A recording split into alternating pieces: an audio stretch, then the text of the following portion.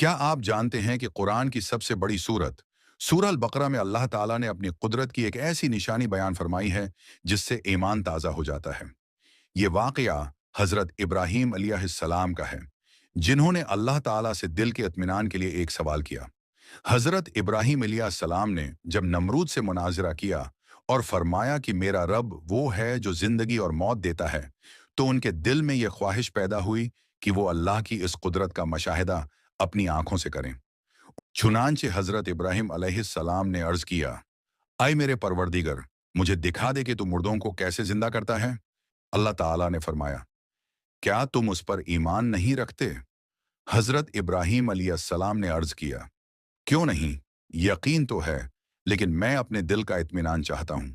تب اللہ تعالیٰ نے حضرت ابراہیم علیہ السلام کو ایک خاص عمل کا حکم دیا اور فرمایا، چار پرندے لو اور انہیں اپنے سے مانوس کر لو۔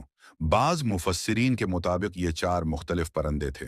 حضرت ابراہیم علیہ السلام نے انہیں اپنے سے مانوس کیا، یہاں تک کہ وہ آپ کے عادی ہو گئے۔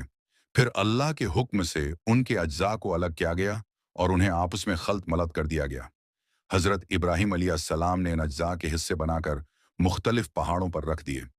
بعض تفسیری روایات میں آتا ہے کہ اس عمل کے دوران حضرت ابراہیم علیہ السلام نے پرندوں کے سر اپنے پاس رکھے تھے۔ پھر اللہ تعالیٰ نے فرمایا، اب انہیں پکارو۔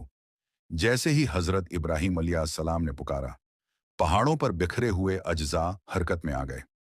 ہر حصہ اپنے اصل جسم کی طرف بڑھنے لگا اور اللہ کے حکم سے وہ جسم اپنے اپنے سر کی طرف لوٹے۔ یوں اللہ تعالیٰ نے ان پرندوں کو دوبارہ زندہ کر دیا۔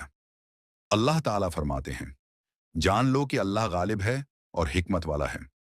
یہ واقعہ ہمیں یہ یقین دلاتا ہے کہ جس رب نے بکھرے ہوئے اجزاء کو ایک آواز پر جوڑ دیا، وہ قیامت کے دن ہمیں بھی مٹی کے ذروں سے دوبارہ اٹھانے پر پوری قدرت رکھتا ہے۔